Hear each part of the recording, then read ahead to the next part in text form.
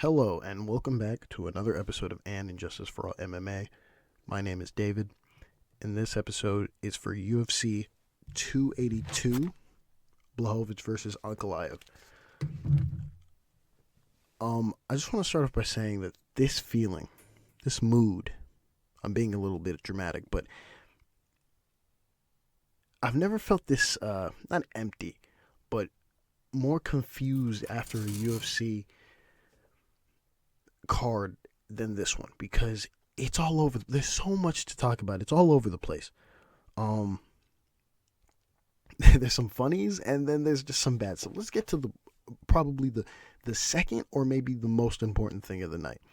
And I say maybe the most important thing because we'll talk about the main event later on.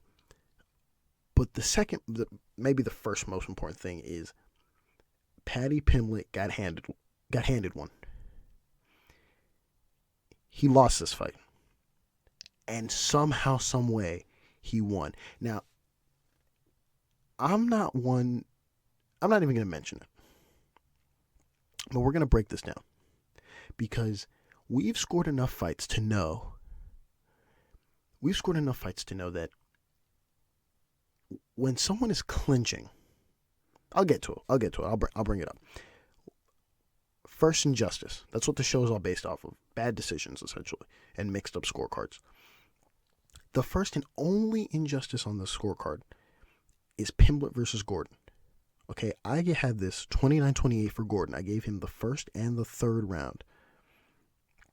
Clear. First and the third round, clear. We start off with the first round. Gordan outstruck Paddy. Gordan outstruck Pimblett and had a takedown to end the round. Now, even if he didn't get the takedown in the end, he still wins this round. Before, I had erased something before, but I put close on strikes, and that was while I was watching it. But Gordan outstruck Pimblett, and he had the takedown.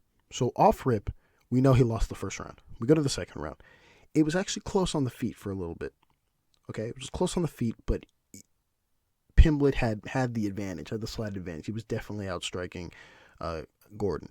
And Gordan had a takedown in the middle of the round, but he really didn't do anything with it. That round goes to Paddy.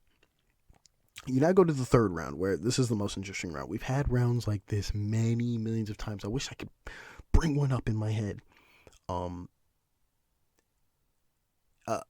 that comes to mind immediately that reflects. Now, it's not the exact same round, but Ketlen Vieira versus Holly Holm. There's a round in there where it's basically all just clinching, all clinch work.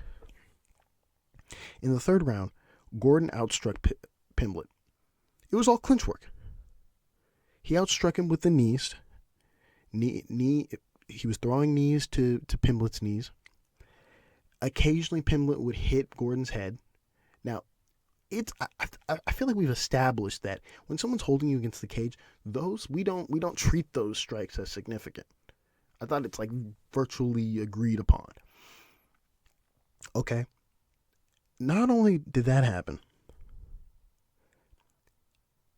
Gordan then got a takedown.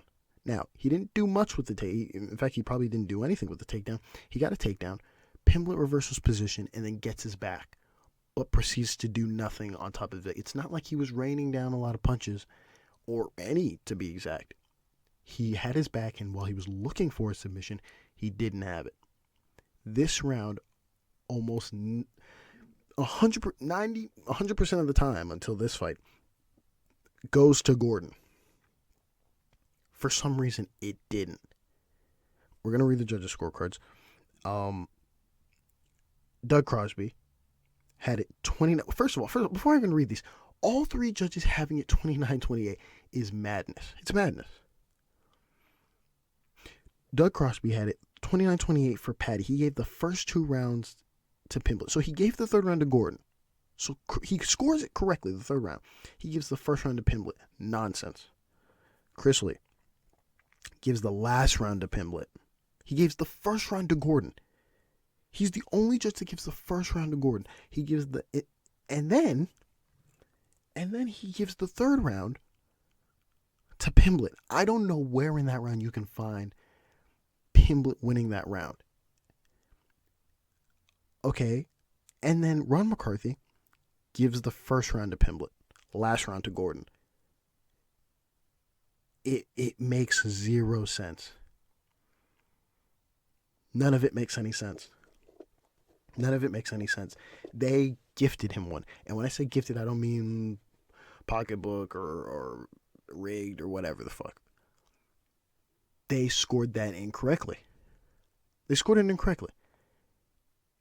And it's rare that you see all three judges give to the wrong fighter. It's rare. The last thing I can remember is, I think it's Priscilla Cachoeira versus the South Korean girl. Her name escapes me. Where all three judges had it for the wrong fighter. It's rare that happens, but it's insane. And again, I don't want to shoot at the commentary because I like the commentary. An interesting thing to note is that if you watch the whole pay-per-view throughout, at the very end, it was very nice and good for Joe. Well, there's two instances. I'll get to that in a second. But here's the first part. It seems as though they're vocal on certain fights and not other fights. So this fight in particular, we all knew Gordan won this fight. Yet they were like, well, they read out the scorecards, but they were like, and nevertheless, we'll move on. But for the main event, they were very vocal. And I think they were actually correct on some of their takes, but we'll get to that in a second. So that's the first honorable mention. That's the only injustice. That's the only robbery, pure robbery on this card. We're gonna go to the honorable mentions. First one is Saaiman versus Koslow. This fight ended in a TKO for Saaiman, but in that first round I gave 10-9 to Saaiman, and then it was also a 10-9 for Saaiman up until the point deduction for the illegal knee, making it a 9-9 round. In the rounds. First round, Koslow had a takedown, and he had a reversal. But Saaiman had two reversals with much more ground and pound. We've seen fights like this where it just kind of switches position. What you're looking at is who did the most damage, not who stayed on top most. And it was obvious that not only did Saaiman end on top, I believe. I can't remember. I'm not going to say that, but he had two reversals with much more ground and pound. He had more strikes than Koslow did. And even while Saaiman was on the bottom when Koslow was on top of him, he was much more active. He was very active on bottom. You go to the second round, Koslow had two takedowns. Saaiman had he had two takedowns, but he did nothing with them. Saaiman had some ground and pound, and he outstruck Koslow. And also the illegal knee happened in that round. You go to the judges' scorecards. All right, Tony Weeks, his scorecard reflects mine. Derek Clearly, he gives the first round to Koslow. I actually don't agree with this. I know people are like, oh, it was a close first round. No, honorable mention to him. Junichiro Kamijo, his scorecard also reflects Derek Clearly. Both of them also had a 9-9 in the second round. Honorable mention to Junichiro Kamijo as well. Go to the second honorable mention.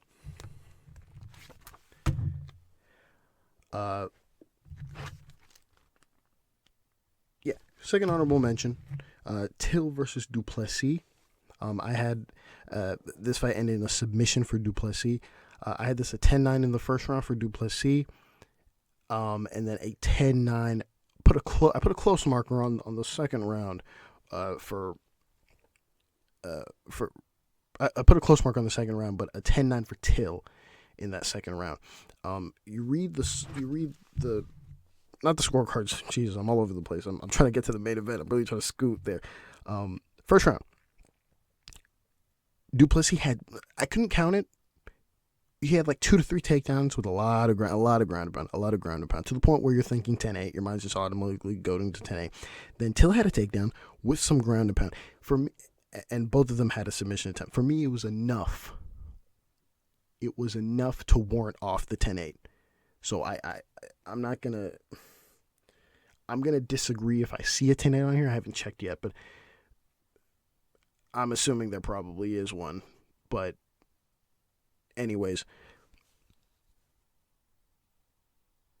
it was enough for me to warrant off a 10-8, hence why I didn't put possible 10-8. You go to the second round. Till outstruck Du Plessis on the feet. Du Plessis had 2 takedowns with some light ground and pound and a submission attempt. I think that was enough for me to be like, okay, that's a close round, actually. Because Darren didn't outstrike him enough on the feet for me to not feel as though he had clearly won the round. But instead, it put it in this marker where you can kind of give it to both people. And that's that. You go to the judges' scorecards. Tony Weeks' scorecard reflects mine. 10-9 for Du Plessis in the first, 10-9 for Till in the second. And then you go to Saul Diamata and Ron McCarthy. Their scorecards are the same. They had it a 10-8 for Du Plessis. I disagree with that. I really do. I think Till did enough to warrant off the 10-8. And then 10-9 to Till in the second round. All 3 judges gave it to Till in the second, but I think it's kind of close in that second round. Next honorable mention, we have Ponzinibbio versus Morono. This fight ended in a TKO. I thought it was a KO. This is okay, whatever. A TKO for Ponzinibbio. He knocks him out on his feet. You can see in the replay. You can see Herzog see him and is like, oh shit, like that's a knockout, but whatever. They called it the TKO. 10-9 for Morono in the first round, and then the second round I gave to Ponzinibbio, but it's close. It's actually really, really close. I'll explain in a second, but you can argue that for Morono as well. When you read the description, it was close on the feet. It was actually back and forth on the feet until Morono dropped Ponzinibbio. So he drops him and then and that's clear. He clearly outstruck him and he dropped him. It's a clear Morono round. You go to the second round and Ponzinibbio's outstriking Morono up until he gets dropped. He gets dropped about in the middle of the round, Ponzinibbio does. And after he gets dropped, he still continues to outstrike Morono. And so in my head, I'm just thinking, oh, we've seen this before. I've seen these things before. Boom. This is Ponzinibbio's round. He didn't get dropped, but he gets dropped, and it's enough to where he wins. He comes back and wins this round still. You go to the judges' scorecards, and Junichiro Kamijo, his scorecard reflects mine. Mike Bell, he gives the first round to Morono, and then he gives the second round to Morono as well. I personally disagree, but it's a close round. So it's not like it's a bad scorecard. And the same thing for Derek Clearly. Both of them have it a 10-9 in that second round. You go to the next and last honorable mention. It's the main event. Now, there's a lot to talk about in this main event. I'm going to say this. All 3 judges had it correctly. And I know what you're thinking. You're thinking, how the fuck does that make any sense? I'll explain. Honorable mention number 4, excuse me. Blachowicz versus Ankalaev. I had this 48-47 for Blachowicz with a close marker in the third round. I gave the first 3 rounds to Blachowicz and the last 2 rounds to Ankalaev a 10-9. In that first round, Blachowicz outstrikes Ankalaev barely. Now, I know you saw. Now, if you saw the end of the fight, or if you went online, end of the card, you saw that they put up the strike numbers. As you know, strike numbers are nonsense. They're absolutely nonsense. If you're watching the fight clearly and closely, Blachowicz outstrikes Ankalaev barely in the sense that he lands the cleaner strikes, leg kicks, strikes to the head, not teep kicks. We're not counting teep kicks. If you look at the strike numbers that they showed, it was 23-17. Not teep kicks. Okay, it's not as though he was throwing body kicks. He was throwing teeps. And those traditionally, I would assume, are not counted as significant strikes. But I carry on. Blachowicz outstrikes Ankalaev in that first round. Second round, Blachowicz outstrikes Ankalaev. Third round, he outstrikes Ankalaev on the feet, but not enough Not enough. He outstrikes him on the feet. Ankalaev had some clinch strikes. He had some clinch strikes towards the end, and he had a takedown. It was sneaky. Like, if you weren't paying attention, you would probably be like, Blachowicz won. But no, it's actually very close. Blachowicz doesn't outstrike Ankalaev enough to confidently take that round. And so when they read the scorecards, and we'll get to that in a second, and another judge gave him the third round, you can't... If I remember correctly, the strike numbers, and I know I just said shit on the strike numbers, but still, it's a reflection of the point, is that it was 19-16 on the third round. We all know that Ankalaev was outstruck on the feet, and then once you head into the clinch work is all him, and he has the takedown. Fourth round. This is where things take a turn. Ankalaev outstrikes Blachowicz on the feet, had a takedown with some ground and pound. In this round, it's different from the fifth round where you know what's funny about this one is, in this fourth round, Blachowicz is active on the bottom. He's throwing elbows, he's landing enough. Yeah, he's active on the bottom. 10-9 for Ankalaev. In the fifth round, I think if he were as active as he was in the fourth, we have a new champion, and it's probably Blachowicz, warranting off the 10-8 that was given by, I believe, one of the judges. In that fifth round, Ankalaev got a takedown, and he had ground and pound for the whole round. In my head, it wasn't enough to give him a 10-8. I know. But it wasn't enough to give him a 10-8. It is a possible 10-8, though. You can argue it is a 10-8. Absolutely. And that's where we come into the problem here. You go to the judges' scorecards, and all three of them are essentially right. Mike Bell gives the first three rounds to Blachowicz. Third round is a close round. Last two rounds, he gives a 10-9 to Ankalaev, making it 48-47 for Blachowicz. His scorecard reflects mine. Derek clearly has a 48-47. Now, here's the funny bit. He gives the first two rounds to Blachowicz. He gives the third round to Ankalaev. So he saw what I saw, which was, oh my God, Ankalaev low-key snuck and won this third round. You go, and then he gives a 10-9 to Ankalaev in the fourth. And then in the fifth round, he gives a 10-8. You now go to Saul Diamata's scorecard, where he sees the same thing we're all seeing, or at least I saw, because everyone online apparently through the broadcast was like, Ankalaev won the first round. And I really disagree with that. That's actual nonsense. I disagree with that. I don't know why everyone's saying that, but whatever. First three rounds he gives to Blachowicz. Fourth round he gives to Ankalaev. And then the fifth round he gives a 10-8 to Ankalaev, making it a draw. All three of these judges have a different interpretation of each round, or at least the fifth and the third round. Yeah, the fifth and the third round.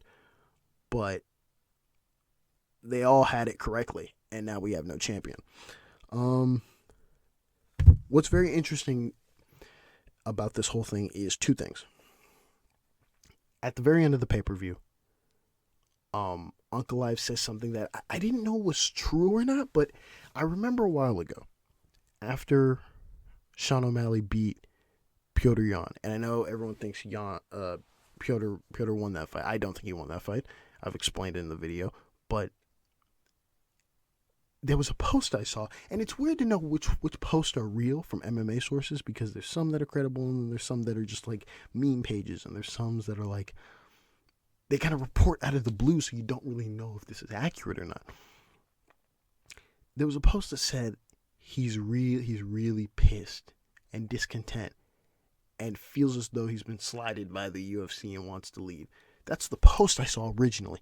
Then I saw a video come out of DC saying the same thing on DC and RC. And I don't watch that show because I don't want to fucking listen to RC mostly. Fuck RC. And at first I was like, whoa, what? Okay, if DC's saying it, did he see the same post I saw? Or does he have a channel? Now, it makes him more credible because, you know, DC has the ear to all the Russian Dagestani guys, right? But Pyotr Yan isn't a Dagestani guy; he's just a Russian guy. So in my head, I'm just like, okay, maybe he has a pipeline. Maybe he's hearing some rumblings of him being discontent with the UFC. But even when I saw those, I would always think in the back of my head, hey, the UFC don't control the judges. The judges are headed by a commission. They don't touch the commission. They really, and I'm sure after this Pimblett fight, I'm sure people are probably like, yo, did they touch the commission? Because that's terrible. That's fucking disgusting. But the point still stands of they don't touch the commission at all. The commission doesn't get, like, they're a separate body from the UFC. And so in my head, I'm just thinking, someone's better tell that to Yan, because I really want to see Yan fight in the UFC. Like, please, someone stop him from being mad. So we transition over to the interview inside the cage where Blachowicz's head is spun, and he's just like, I think I lost the fight. And I'm like, no, yo, shut up. Rewatch the fight, you'll realize you banked 3 rounds. Realistically speaking, you banked 3 rounds. Go get your head cleared, calm down, chill out. You won the fight. Shut up, right? But he doesn't. Blachowicz is so nice that, it's one of those things. Anyways, we go to Ankalaev, where I could just tell by the moment the interpreter was like, I don't know what happened. Where's my belt? Blah, blah. I was like, oh, these next few answers aren't gonna come out well, and I was right. The next few answers were essentially, hey, why does this keep happening to us? That's the premise of, I feel, his answer was essentially like, these Russian fighters are getting screwed. I don't know if I'll fight for this organization again. When I heard that, I was like, oh my God, that sounds like there seems to be a growing feeling of that between these Russian guys. And not Dagestani guys, but Russian guys, because that came from a Russian fighter first, now it's coming from a Dagestani guy. It's big now. And Joe did 2 good things tonight. Really good things, where he's like, hey, luckily we don't control the commission, my guy. And he tells him, and he's like, bro, where's my belt? Essentially what Ankalaev is just like, yo, where's my belt, man? Where's the belt? Give me the belt, man. And then he does that thing where he answers the last question and then he storms off, and that's cool, and whatever. And we go to the post show. Not the post show. We go to the last thing that happens, where you see all 3 guys talking. Anik, who I like. Funny thing about that Anik thing, before I get to that, I was going through Instagram the day before, and this usually doesn't happen, and he was like, hey, I'm having a tough time. He didn't say I'm having a tough. He said I'm doing the no. He said something to the effect of like, I'm having a tough time doing my intro to the pay-per-view. And he says the intro, and when I heard it, he says something to the effect of, by the end of Saturday we'll have a champ. By the end of the night we'll have a champion. And in my head I was like, I've been on this thing where if you say something like that, or I've been just seeing so many jinxes that I feel like in my head I'm like, don't say that, we could have a draw. And just in the back of my head I was like, yo, we could actually have a draw. And I haven't seen many draw. I think the only championship draw that I remember is the Figgy versus Moreno one. But the point I was making is, I just heard him say that and I was like, that's really funny. We get to his post where the end of the night, where Anik is essentially he's talking about, man, we all think Ankalaev won. First things first. DC, his scorecards need to get a little fixed up. He thinks Ankalaev won the first round. That's nonsense. No, he's right. I believe he's right that Blachowicz won the third round. But again, it's close. You got to rewatch this fight again. And Anik is just like, well, Ankalaev is he's definitely gonna. He was talking in a way where I felt like the earpiece in his ear was like, UFC just set up Ankalaev versus whatever. But I know that doesn't happen. He was saying like Ankalaev's probably gonna get another title shot, and I'm just like, okay, this is weird, right? Because we have 3 judges, and we should always go by the 3 judges. Not every time that we're in an outrage should it be the public think that Ankalaev won, hence, yes, he should get another title shot. Should he get another title shot? We should run this back. That's my thinking. My thinking is we should run this back, do it again, or they'll find some other thing. But I didn't like the confidence of just him saying, yeah, he'll be in yeah, the next immediate title whatever is Ankalaev versus, and I didn't like that. But another thing Joe did well, besides telling Ankalaev, hey, we don't control the judges here, is he said something where he was like, where he stopped, because they were talking in this way where they were like, yeah, we thought he won this fight, we all sat and we all thought Ankalaev won. Well, you can feel that way because of how the fight ended, right? Because remember, we're going off rounds. We've seen many fights, and I can't recall any off the top of my head, but we've seen many fights where someone is winning, I don't know, the first 2 rounds of a fight, right? Because it's mostly 3-rounders. First 2 rounds. And then you look at that third round, and the guy just beats him so badly that in your head, beats him so badly, and it's not a 10-8, that in your head you're just like, man, he beat him. It's not a cardio race. It's who won what rounds when. And Joe stops and he's like, hey, let's remember that we can't score this fight and watch it at the same time. And he's not talking about the people at home who are like scoring it. Because when I'm watching it, I'm scoring it. I'm not watching, enjoying it. People who are enjoying it, watching it, aren't scoring it. People who are commentating, watching it, can't score it. You just can't. Especially the way they're talking, their heads moving, they're making jokes. No. But he confidently says, like, hey, we can't commentate this and score this. Like, we have to go back and watch this. And blah, blah, blah, blah, blah. But good job by Joe. I thought that was a really good thing he said there. But the fight, this whole card now ends in this weird mist of we have no lightweight champion. We have no lightweight champion. We're stuck with no champion. And if we know the UFC, it's either two things, because it's almost like optics rule for some reason. Optics really do rule, and I kind of don't like it. O'Malley at the end of that fight could have eventually just been like, yeah, I won that fight. Yeah, I won that fight. I'm next in line for the title. Instead, what he does is, yeah, I got to go back and see it when I think he won that fight. Yeah, I got to go back and see it. And then, on his social media, he's like, yeah, you know what, I did win that fight. But it's too late. And then now the next thing you hear is, I think it's me and Cheeto next. That's him essentially being like, yeah, we're not doing the title fight next. And plus, who knows if it's him or if it's the UFC who's just like, nah, we'll go with Cejudo versus Aljo. Who knows? Because I'm not in the back rooms. But if we're looking at how the UFC usually does this, we have a draw. We have somebody who they think won the fight. We could easily get, depending on how Jan responds, and it doesn't matter. Even if Jan tomorrow was like, I just finished watching the fight, I think I won the first 3 rounds. It won't matter. The UFC will be like, we don't give a fuck. Everyone thinks you lost. So we might see Ankalaev versus Glover, or what I hope we see is Ankalaev versus Jan 2. With Jan having better grappling, so we can get a better decision on this. And that's it. That's all I have. Hopefully you got to the end of the video. Thanks for listening, and please subscribe. That would greatly help. Thank you for listening, and God bless.